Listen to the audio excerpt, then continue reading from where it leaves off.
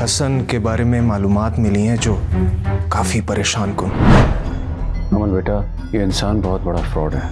आप तो इतने बड़े बिजनेसमैन हैं, इतने बड़े बड़े प्रोजेक्ट्स करते हैं, तो अपनी इकलौती बेटी और माँ के मामले में कैसे धोखा खा गए? भला जिस घर में जवान लड़की हो वहां पे इस तरह लड़कों का आना जाना कितना गलत है। तारिक भाई ऐसी नहीं है, वो बहुत शरीफ आदमी है। मेरी बच्ची की आंखें बताती हैं कि वो खुश नहीं। नहीं दादू, ऐसी कोई बात नहीं है। हसन, आपने ड्रिंक किया है?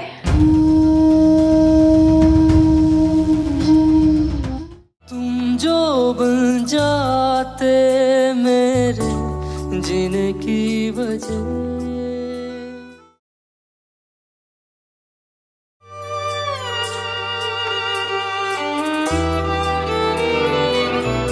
तुम जो बन जाते मेरे जीने की वजह।